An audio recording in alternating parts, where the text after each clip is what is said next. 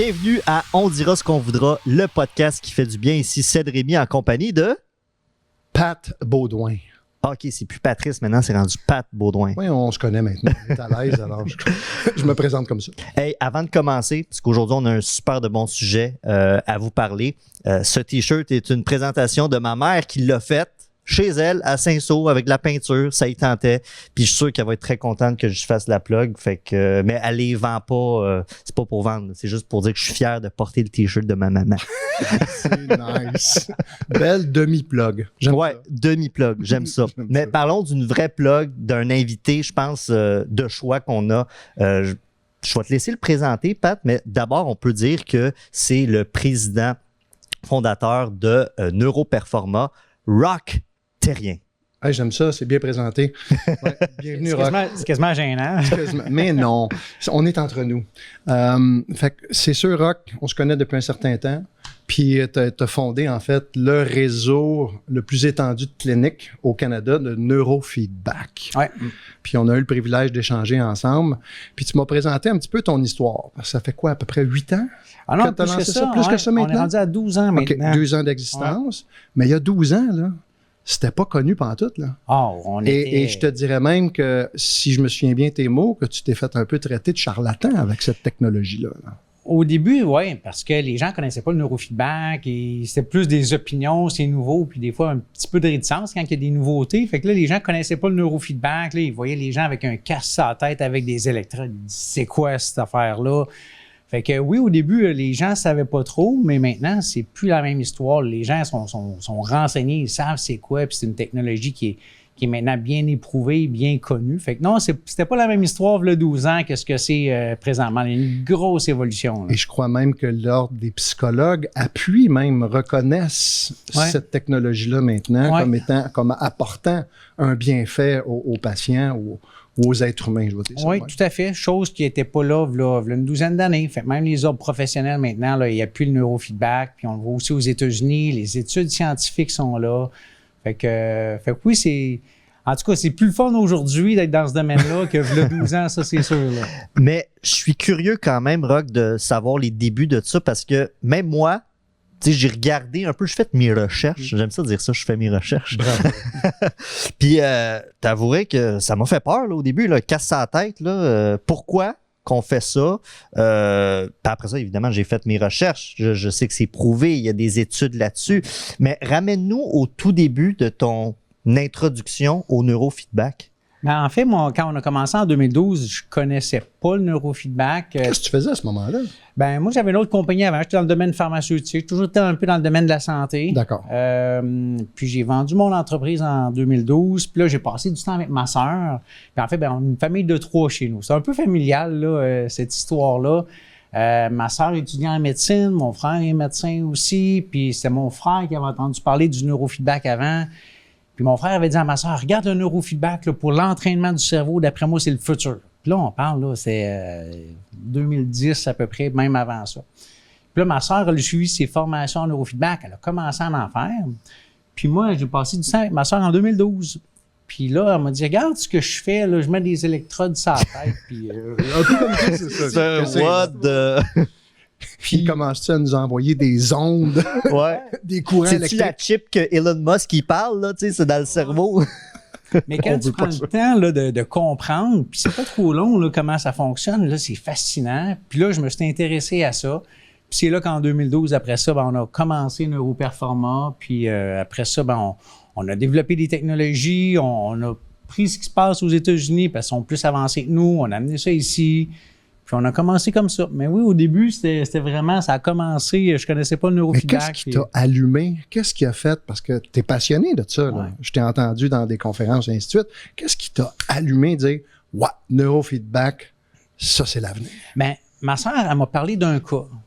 Puis elle me disait, j'ai fait du neurofeedback avec un jeune, il pochait à l'école, ça allait vraiment pas bien. Puis là, je l'ai pris. Puis là, après ça, elle m'a montré les résultats puisque ça avait changé, puisque ses parents avaient remarqué chez cet enfant-là. Puis c'était quoi sa condition? Bien, il était en échec dans tous ses cours. Okay. Ça allait vraiment pas bien. Côté relationnel avec ses parents, de l'opposition, de la frustration, de la colère. Puis à la fin, c'était, je ne veux pas dire un enfant modèle, là, mais des changements dramatiques. Puis quand elle m'a expliqué ça, c'est venu me chercher, j'ai dit, il faut que tout le monde sache ça. Il faut que tout le monde puisse bénéficier de ça. Puis c'est pas une pilule magique qui va tout guérir, là. Mais c'est des technologies qui peuvent faire des changements souvent importants dans la vie. Puis ça c'est venu me chercher. Puis je dis, il faut que tout le monde puisse avoir accès à ça. Puis je me suis donné comme mission de dire, crème, on va essayer de rendre ça accessible. Puis on a commencé petit, puis grossi. Puis là, on est rendu là. Puis fait que c'est ça qui m'a attiré vraiment dans ce domaine-là. Puis encore aujourd'hui, ben avant, c'était surtout dans le fond pour les troubles d'attention. Fait que oui, c'était intéressant. Pour le TDA, OK. Pour le TDA, TDAH. Mais maintenant, on parle de douleurs chroniques. On va parler, dans le fond, tout ce qui est dépendance également. On va parler de l'anxiété, de la dépression, le sommeil. Maintenant, il y a bien des pathologies, des problématiques. On est capable, dans le fond, d'aller chercher des bénéfices. Fait que plus ça avance, la technologie avance. Moi, ça continue de me passionner encore aujourd'hui là, à ce niveau-là. Là. Rock, C'est clair.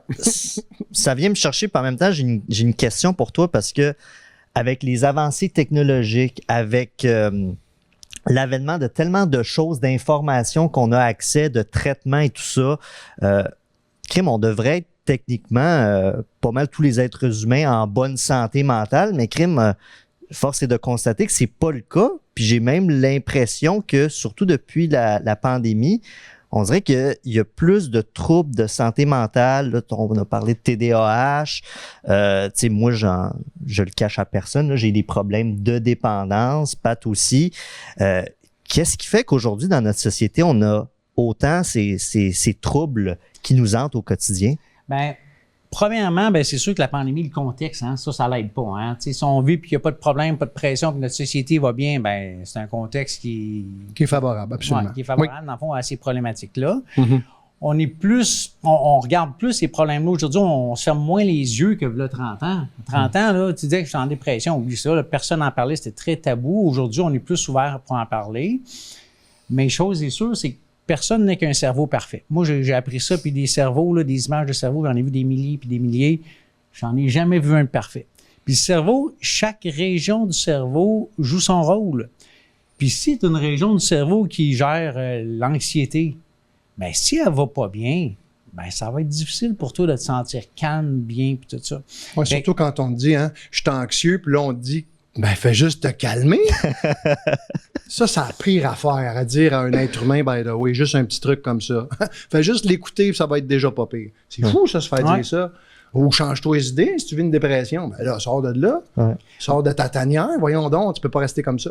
Ça fonctionne pas, ça. Mais c'est qu'il y a tout un volet qu'on n'a pas vraiment observé ou qu'on n'observe pas assez, à mon avis, c'est le volet neurologique. Tu sais, l'anxiété, si ton cerveau il est hyperactif, puis les gens vont le dire, hein, j'ai la tête qui spinne, ben quand tu es né, ton cerveau était déjà plus hyperactif qu'un autre, puis c'est ça qui amène l'anxiété. Mais si ton cerveau il est hyperactif, même si tu dis calme-toi, respire, l'hamster il roule. Fait qu'il y a un côté neurologique qui est bien, bien important, puis si on apprend à le découvrir, puis maintenant on fait des liens entre si telle région du cerveau est hyperactive, ben voici ce que ça amène comme problématique. Puis en neurofeedback, si je vais calmer cette région-là, c'est drôle, la personne, son anxiété, elle s'en va. Fait que chaque région a son rôle. Maintenant, on est capable de voir les régions du cerveau. Ça va-tu bien? Ça va pas bien? Ah non, ça va pas bien. Puis c'est drôle, c'est directement en lien avec ton problème. Revenons à la base. Neurofeedback. Ouais. Ça fait quoi? Ça mange quoi en hiver, comme je dis souvent?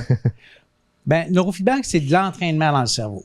Fait que ça, Entraînement. de l'entraînement. Tu es en train de me dire comme moi, je vais au gym, là. C'est la même affaire. Un workout de cerveau. Un workout de cerveau, c'est bon, ça. Puis en fait, c'est de l'entraînement. On parle plus, mettons, sur le volet psychologique. C'est comme du conditionnement. C'est de l'apprentissage. Puis c'est de l'apprentissage qui va servir à stimuler certaines régions. Fait que si, exemple, je vais être plus concentré, je vais être plus focus. Ça va être plus, on va vouloir stimuler des régions du cerveau. Puis on peut aussi en calmer. Fait que si, exemple, je suis anxieux, ben, ou j'ai la tête qui spinne, qui roule, ben, c'est souvent des régions du cerveau qui sont hyperactives. Fait qu'on est capable de stimuler des régions du cerveau, on est capable de calmer des régions du cerveau. Puis comment qu'on fait ça? Ben, la technologie, c'est une chose, là, le principe de base, là, il est bien, bien simple. C'est le principe de conditionnement opérant ou de récompense. Avez-vous des chiens à la maison? Non, mais je connais ça. Est-ce que tu vas nous emmener vers comme je sais pas comment ça s'appelle là, mais Pavlov, tu sais, le fait de récompenser, punir. C'est la même chose, effectivement. Pavlov, dans le fond, là, c'est une association dans le cerveau. Quand il sonnait à la cloche, il donnait de la nourriture. Puis à force de répéter, ben à ce moment-là, ben le chien, tu faisais juste sonner à la cloche, puis il se mettait à Saliver. Ouais. Malgré le fait qu'il n'y avait pas de bouffe. Il n'y avait pas de bouffe. C'est ça, exact. Puis il c'était était inconscient. conditionné. Oui, puis c'était inconscient. Le chien n'était pas conscient qu'il y a de la bouffe, pas de bouffe, on est en train de... Fait que Pavlov, c'est l'association. Puis en neurofeedback, c'est un peu la même chose qu'exemple quand on dresse un chien à donner la patte. Il donne la patte, qu'est-ce qu'on fait? On lui donne une récompense. Mhm. Il redonne la patte, je lui donne une autre récompense. Je redonne encore la patte, une autre récompense. Fait qu'on conditionne. On fait pas juste ça avec des chiens. On Dans fait ça n'importe aussi avec quoi. les humains. Ben oui, tu sais, c'est un enfant, là, puis que, je sais pas, moi, le matin, il fait son lit, puis qu'il arrive dans la cuisine, puis que tu lui donnes un gros câlin, puis tu dis « Hey, mon gars, bravo, t'as fait ton lit. » Puis tu répètes ça, il va l'associer positivement à faire son lit, puis le comportement, il va le faire plus. Fait que, Vrai. fait que Mais excuse-moi de t'interrompre, Roch, comment tu fais ça en clinique? Mettons, il y a un patient qui arrive, tu lui donnes pas un petit biscuit, là. non, Non, il faudrait pas, hein? J'ai eu l'image. Weight Watchers m'aimerait beaucoup. Non, mais je suis curieux de savoir, parce que là, tu parles dans le day-to-day d'une mère et son fils, par exemple, mais mettons en clinique, un patient vient te voir, comment tu essayes d'inculquer ce conditionnement-là? Ben, premièrement, il faut savoir qu'est-ce qu'on veut faire dans le cerveau. Tantôt, je dis il faut stimuler ou calmer, peu importe. Puis là, je simplifie pas mal aujourd'hui, là. Mais J'aime. Prenons l'exemple de l'anxiété. Oui. Bon. Tu viens me voir, Pat, t'es anxieux, on fait ton électroencéphalogramme. C'est là qu'on met le fameux casque là, sur la tête là, que tu parlais. Là. Puis en passant, le casque ne donne jamais de choc électrique ou magnétique. Là. C'est juste des... C'est drôle, il faut tout le temps le préciser. Ouais. Ça. Souvent, les gens, ils ont comme « Ah ouais, wow! Ben, dans un film, ils donnent des chocs électriques ou autre, mais c'est pas ça. Le cerveau, il Les émet du électrochocs. Ouais, non, c'est pas ça. On veut pas ça. En fait, le cerveau, c'est comme un ordinateur, il émet du courant électrique, puis tous les petits capteurs vont capter ce message-là. Fait que c'est juste capter, c'est comme des antennes, en fait. Puis là, avec ces électrodes-là, ben là, on reproduit ton cerveau en 3 dimensions. En fait, on va lire 12 700 régions dans ton cerveau. Puis là, tu me dis, Roch, je suis anxieux. OK. Bon, ben c'est quelle région du cerveau qui est responsable de l'anxiété? Bien, c'est souvent les amygdales. Les amygdales, c'est notre bouton panique au niveau du cerveau. Quand on dit en anglais le fight or flight, là, l'état d'urgence, là, La survie. la survie, c'est au centre du cerveau. Puis quand les amygdales, dans le fond, sont hyper actives, on se met en mode survie, puis ça amène du stress, de l'anxiété, puis tous les symptômes qui vont avec. Fait que si tu me dis que tu es anxieux, on fait ton mapping de cerveau, puis c'est drôle, tes amygdales sont hyper actives, ton bouton panique est allumé. OK, fait que là, premièrement, on sait qu'est-ce qu'on doit faire pour t'aider. On va aller calmer ton bouton panique. Comment qu'on va faire pour calmer le bouton panique? Ben, c'est là qu'on revient au chien. Le chien, il fait la bonne chose, on donne une récompense. Fait que là, on remet le casque sur la tête pendant une séance. Puis là, au lieu de lire les 12 700 régions dans le cerveau, là, on va juste lire le bouton panique en temps réel. Et dès Donc, que on va cibler cette région-là du cerveau spécifiquement. très spécifiquement, là, on D'accord. est au millimètre près. Là. OK. Puis là, on dit parfait, je vais lire ça en temps réel. Puis dès que ton cerveau va calmer le bouton panique, je te donne ta récompense. Puis ta récompense, ben c'est pas des croquettes. la personne est assise dans un fauteuil, il y a un écran devant elle. Puis dès que le cerveau fait la bonne chose, en dedans de 100 millisecondes, la vidéo va se mettre à jouer devant toi. Tu as un écran, la vidéo se met à jouer. Fait que la récompense, c'est la vidéo qui joue. Effectivement. Oh! Puis là, ben, si le cerveau réactive le bouton panique, chose qu'on ne veut pas, ben, on enlève la récompense. L'écran devient noir. Dès que le cerveau recalme encore une fois dans le fond le bouton panique, on donne la récompense, ça se met à jouer. Puis dès que ça se réactive, ça arrête. Puis un peu comme le jeu de la récompense, ben, pendant une séance en neurofeedback, cette récompense-là, on va la donner à peu près 2000 fois.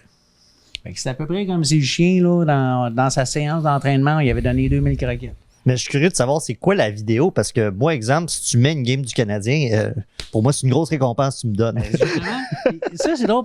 Au début, là, on pensait, exemple, si on calme l'anxiété, il faut que ça soit des vidéos calmes, paisibles et tout ça. Puis, toi, t'aimes le hockey. Ouais. Fait qu'on s'est dit, ben, si toi, t'aimes le hockey, pas de problème, on va lire ton bouton panique.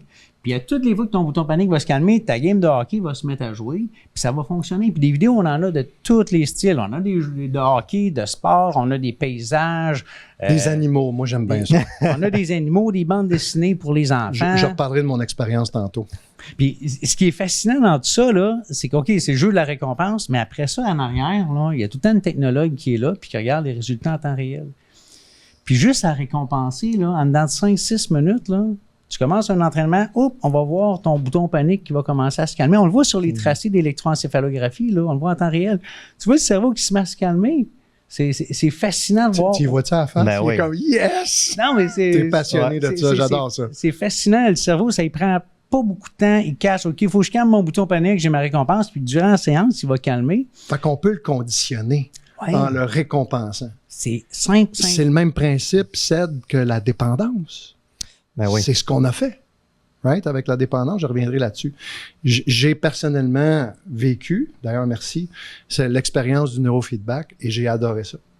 Et le gros changement, on m'a expliqué ça, il y a vraiment un neuropsychologue qui m'a présenté mon évaluation, m'a dit « Monsieur Baudouin, vous n'allez jamais dans votre sommeil profond. » Je savais pas, moi.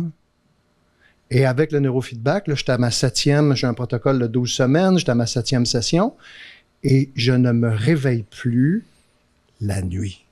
Je me réveillais 5-6 fois, là, puis pas juste pour aller au petit coin. Là. Je me réveillais à chaque fois que mon cycle terminait. Je me réveille plus. Des frissons.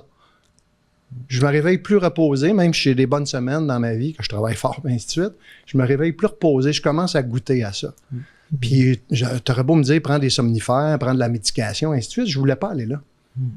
Fait que pour moi, c'est vraiment une révélation pour moi. Puis c'est pour ça que tu es ici, puis c'est pour ça qu'éventuellement, on va en parler un petit peu tantôt, qu'on va collaborer ensemble aussi. Tu sais, puis quand tu poses la question pourquoi qu'on fait ça, ben moi, c'est ça dans mon bonheur de travailler en neurofeedback, c'est ça, c'est de changer la vie des gens, là. C'est pour ça que je fais ça, puis c'est pour ça qu'on veut grossir. Puis, tu sais, on parle de dépendance ou autre. Maintenant, on est capable d'aller dans d'autres pathologies qu'on est capable d'aider.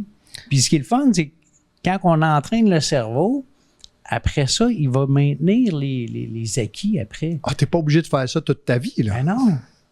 Quand tu apprends à faire du vélo, là, même si tu es 10 ans sans faire de vélo, là, tu rembarques dessus, tu ne tomberas pas. Là. Ton cerveau, il a associé, il a enregistré, ben c'est la même chose. C'est conditionné. Il est conditionné. Ouais. C'est vraiment intéressant.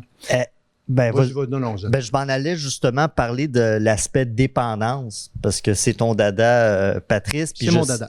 Puis je sais qu'avec le neurofeedback, Patrice m'a parlé que vous pouvez traiter ça dans un contexte justement de, exemple, quelqu'un qui est dépendant à l'alcool. Tu sais, sa fausse récompense à lui, c'est une bière ou un drink. Je suis curieux de savoir comment qu'on l'emmène à ne plus être dépendant de ça, évidemment. Ça doit être quand même assez large à expliquer, mais si tu pouvais nous donner... En fait, puis les dépendances, c'est un volet qui a été beaucoup étudié par l'armée américaine. Tu sais, puis moi, en neurofeedback, là, les nouveaux systèmes là, en 3 dimensions, là, j'ai été formé. Pourquoi l'armée américaine a étudié ça? Ben, parce qu'ils ont beaucoup de problèmes de dépendance là-bas. Hein. Puis, à l'Intrepid Spirit Center, c'est le centre d'excellence des traumas crâniens, chocs post-traumatiques dans le fond de l'armée américaine. Il y a un gros volet sur les dépendances. Puis, je l'ai lu à plusieurs reprises.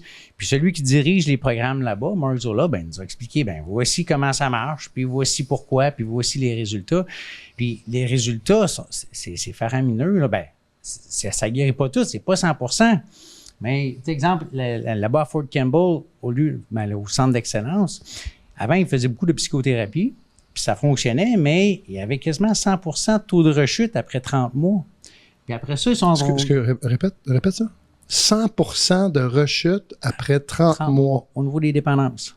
Malgré un traitement psychothérapeutique dans ce cas-ci. Ouais, donc, la thérapie de la parole et ainsi de suite, mieux comprendre son cerveau et ainsi de suite. Donc, différentes techniques. Là. Le taux de succès était très, très faible. Là. Ben, oui.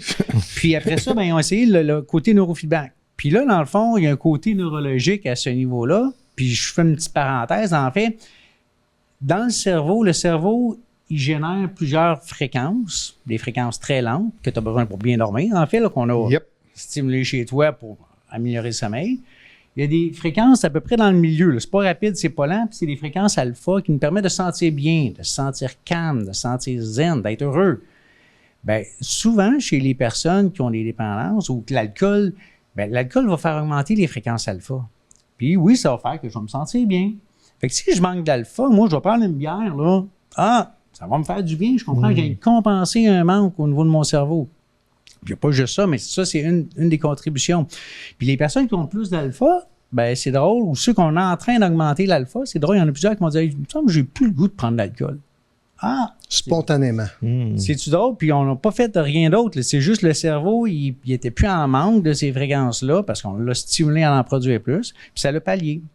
Fait que ça, c'est un des volets que je le simplifie comme ça. Fait qu'en neurofeedback, tu es capable de dire, je vais entraîner le cerveau à générer plus d'alpha pour que je me sente mieux, puis tout ça. Fait que, de manière naturelle, sans prendre de substance quelconque. et voilà. Puis ensuite, dans les dépendances, qu'on parle d'alcool ou autres substances, il y a souvent 3 régions du cerveau qu'on va vouloir regarder. Puis des fois, il va y avoir des dysfonctionnements ou on va parler de déviations par rapport à la norme, là, des régions qui ne fonctionnent pas bien, ne fonctionnent pas dans les normes.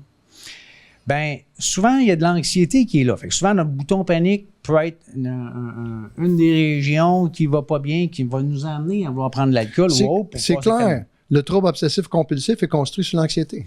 Et voilà. Pas mal tous les gens, je ne sais pas si tu es d'accord avec ça, tous les gens qui vivent des dépendances, généralement, il y a de l'anxiété. Et voilà. Fait que ça, en neurofeedback, on cible dans le fond notre fameux bouton panique, les amygdales, on va vouloir les calmer. Fait que déjà, ça, c'est une chose. La deuxième région du cerveau qu'on va vouloir viser, c'est les régions préfrontales, le front. Qu'est-ce qui joue comme rôle, le front? C'est le jugement. Fait que si, exemple, je sais pas, moi, je suis un joueur compulsif, puis que là, je suis au casino, puis je viens de flamber ma paye. Mon préfrontal, là, il devrait me dire, hey, c'est assez, là, t'es allé assez loin, c'est le temps d'arrêter. Fait que là, le côté jugement, ça, on veut le renforcer pour être capable d'arrêter ou d'avoir un meilleur jugement sur les comportements. Puis la troisième région qu'on va regarder, c'est le gyrus singulaire antérieur. En fait, c'est comme le front, mais la couche en arrière. Puis ça, c'est notre flexibilité mentale qui fait en sorte que je suis capable de décrocher d'une chose. Tu sais, certaines personnes vont dire, je sais, mais c'est plus fort que moi, je suis pas capable de décrocher. Je suis obsédé, obsession-compulsion. Je fais juste penser à ça, je suis pas capable de décrocher. Ça, c'est la région en arrière. Fait que ça aussi, on veut l'entraîner pour être moins rigide, pour dire, quand j'ai une fixation sur quelque chose, je suis capable de passer à d'autres choses. Je reste pas pris dans cette... je suis capable de lâcher prise. Et voilà. Wow. Fait sur les dépendances, beaucoup de recherches sont faites là-dessus. Puis c'est les 3 régions qu'on va cibler puis qu'on va entraîner. Puis chez une personne, ça peut être une, chez l'autre, ça va être l'autre. Puis quand on fait l'évaluation des bases, c'est le fun. On va le savoir. On sait exactement. On va le voir tout de suite. Ça va bien, parfait, on n'y touche pas. Ça, puis ça, on va travailler. Taux de succès avec le neurofeedback en termes de dépendance? On suit dans le fond au chiffre de l'armée américaine. Là. Sure. 30 mois après, on a 80% de taux de succès. En fait, là, il regarde les rechutes. Là. Dans le sens que 80% qui n'ont pas rechuté. Effectivement. Wow. Versus 100% qui ont rechuté avec seulement la psychothérapie. J'étais un peu assommé, là. Puis ils ont regardé aussi un autre volet qui est intéressant, c'est sur les 2 groupes, dans le fond, qu'ils ont regardé, là, parce que là, c'est des chiffres qui viennent d'une étude. Là. C'est pas moi qui ai inventé ça. Là. Et dans cette étude-là, il y avait 100% de taux de rechute avec la psychothérapie, puis il y avait 20% de taux de rechute avec le neurofeedback. Puis il y avait aussi regardé, dans le fond, la médication, parce qu'il y en a beaucoup qui sont sous médication. La réduction de taux de médication chez l'approche traditionnelle, c'était 7% qui avaient réduit la médication. Ceux qui avaient fait du neurofeedback, il y avait 80% qui avaient réduit leur médication. C'est quand même un volet intéressant. Non, mais c'est assez concluant. Là. Ça veut simplement dire que, exemple, les gens comme moi qui essayent d'éviter le plus possible la médication pour des raisons personnelles, s'ils se disent, hey, y a-t-il une autre alternative sans que je suis obligé de me gaver avec toutes sortes de médicaments? C'est intéressant que tu dises ça, Roch, parce que tu arrives du milieu pharmaceutique. Fait que tu es en train de proposer une solution qui, hey, t'as pas besoin d'être sur 36 000 pilules. Il y a peut-être d'autres options. Oui, il y a d'autres options. Puis des fois, la médication est nécessaire. Là. Je suis vraiment pas contre ça, mais des fois, on a une autre option. Puis des fois, la médication a des effets secondaires.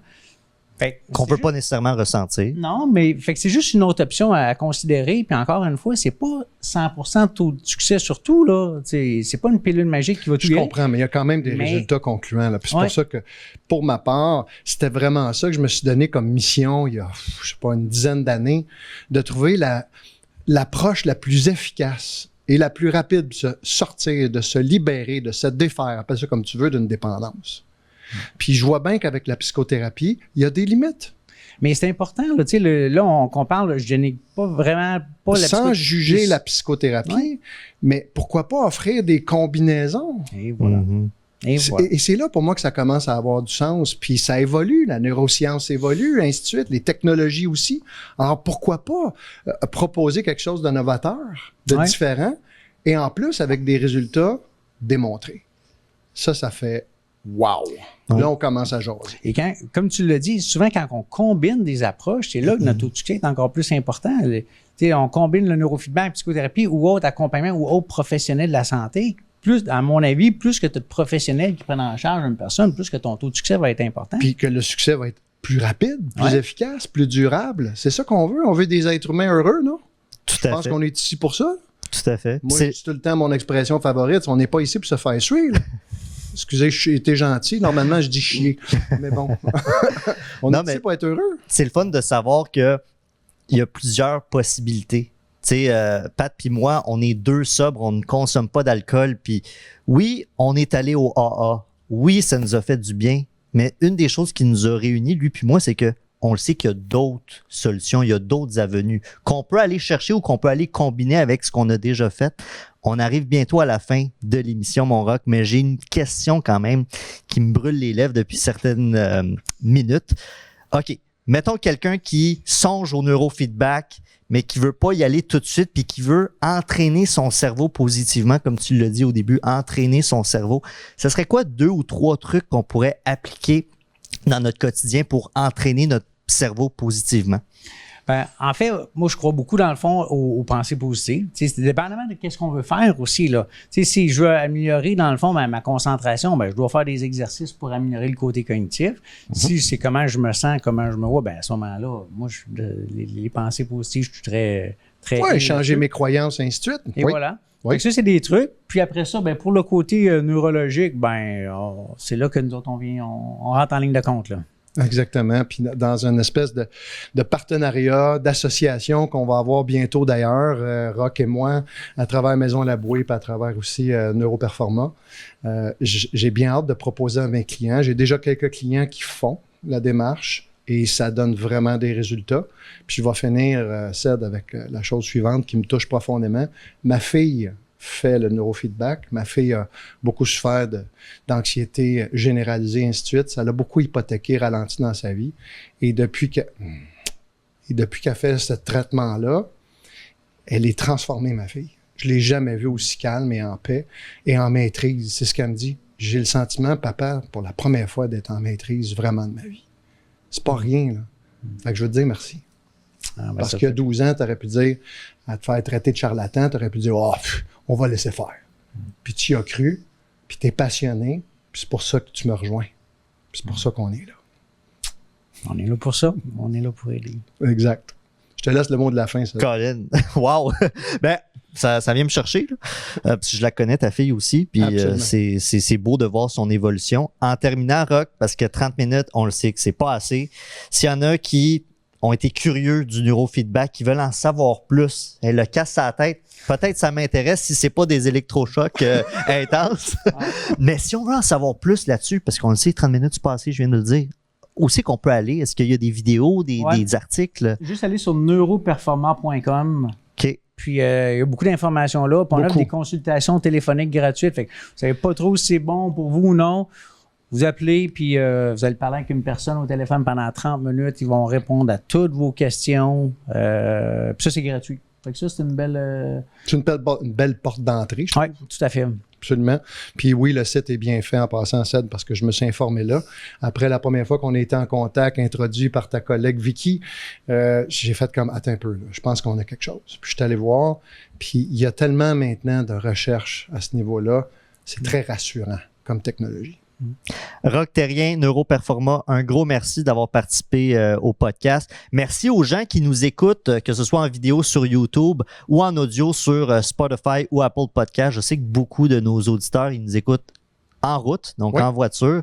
Donc, ce que je vous invite à faire quand vous êtes stationné, c'est d'aller mettre un petit j'aime sur cet épisode, que ce soit sur YouTube ou Spotify. Et puis, on se revoit pour un autre épisode de On dira ce qu'on voudra.